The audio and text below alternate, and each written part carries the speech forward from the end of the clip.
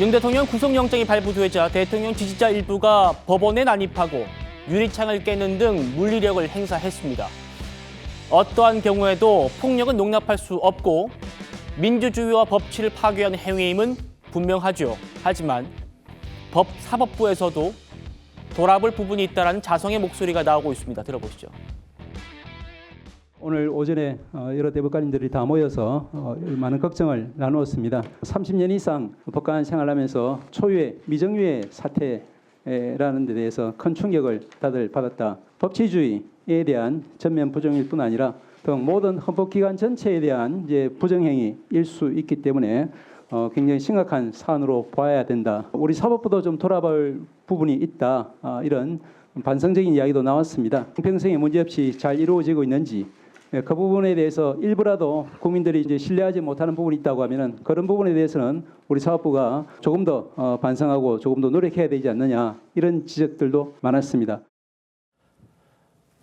앞서 살펴봤습니다만 대통령 지지자들은 왜 이재명 대표 때와는 결정이 다르냐 이런 부분을 얘기를 하고 있습니다. 설 변호사님. 사법부 판단을 믿을 수 없다는 소위 사법부 불신도 이번 사태의 원인일 수도 있겠다라는 대법관들의 생각이 또 있답니다. 어떻게 들으셨습니까?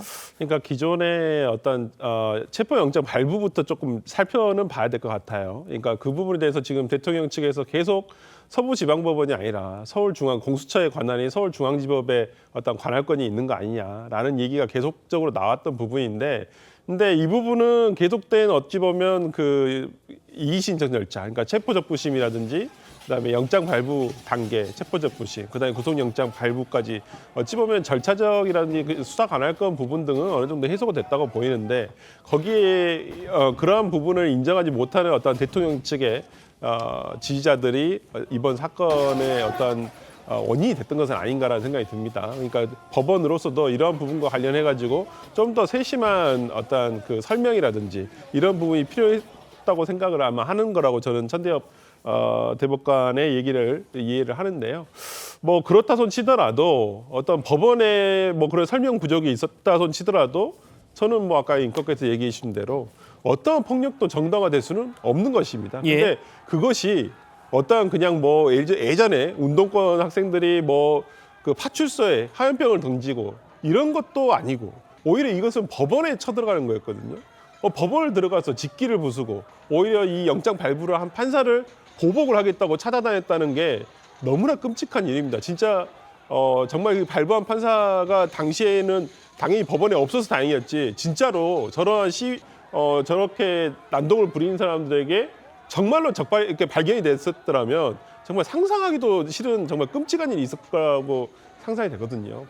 그렇기 때문에 뭐 저는 법원으로서도 앞으로 이러한 일들이 다시는 일어나지 않도록 아마 예방 차원이라든지 이런 부분에 대해 철저히 할 거라고 생각을 하고 어찌됐든 이번 사건은 조금 철저하게 그리고 엄단을 해야 된다는 저는 생각을 합니다. 예. 지난 주말 시위대 난동으로 현행범 체포된 인원만 90명입니다. 경찰관은 56명이 부상을 입었답니다.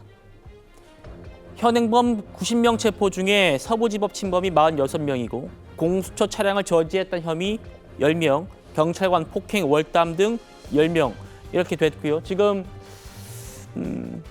지금까지만 66명에 대해서 구속영장을 신청한 단계라고 합니다.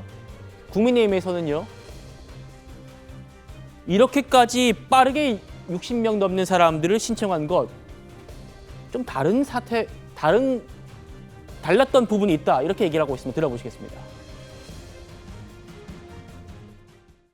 민주당과 일부 언론은 시민들이 분노한 원인은 살펴보지도 않고 폭도라는 낙인부터 찍고 엄벌해야 한다고 으름장을 놓고 있습니다. 반대하는 목소리에 싹을 자르려는 의도이자 국정 혼란을 조장하고 갈등을 키워 이를 정치적인 동력으로 삼으려는 의도입니다. 또한 민주노총 앞에서는 한없이 순한양이었던 경찰이 시민들에게는 한없이 강경한 강량약강의 모습을 보이고 있습니다. 민주노총 시위대였다면 진작에 훈방으로 풀어줬을 거 아닙니까?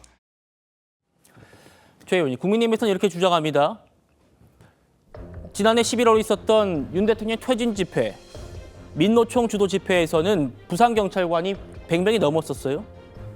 그렇죠. 사실 그런 집회에서 이제 민노총 관계자들 일부가 이제 뭐 경찰관을 향해서 뭐 무전기를 빼앗아서 던진다든지 그래서 경찰관이 부상을 입는다든지 하는 일들이 꽤 많았습니다. 근데 그런 거와 아니면 또 이제 불법적으로 뭐 신고되지 않은 지역에서 집회를 한다든지 이런 것들이 있었을 때 지금 권영세 비대위원장 말대로 훈방하는 경우도 많았고요. 거기에서 뭐 현행범으로 많은 그 관계자들을 체포했다 이런 얘기도 또 잘 못 들었거든요. 그렇게 따지면 물론 시위의 그 모습이 좀 다르기는 하지만 이거는 이제 서부지방법원이라는 그런 그 기관을 공격했다 뭐 이런 부분에서 다르긴 하지만 그래서 이제 그냥 두 가지 내지 몇 가지를 이렇게 같이 수평적으로 비교해 보면 민주노총 집회에는 의외로 경찰이 관대했던 것 아니냐 뭐 이런 이제 비판이 저는 나올 소지가 있다고 생각합니다. 그렇기 때문에 그 민주노총 집회도 엄정하게 대응을 해야 될 것이고 그다음에 이 서부지방법원 폭력 사태에 대해서도 마찬가지로 같은 잣대로 엄정하게 대응을 하되 더군다나 이제 이런 경우에는 지금 뭐 다른 그 여러 가지 주장도 나오고 있거든요. 뭐 선동한 사람이 누구고 네. 또 배후가 누가 뭐 다른 사람이 있는 것 아니냐 뭐 이런 얘기까지 나오고 있거든요. 그런 부분을 포함해서 경찰이 그동안의 그 이 어떤 집단 폭력 사태에 그 대응하는 그 똑같은 잣대로 그 처리를 해줬으면 한다 이렇게 생각합니다. 예.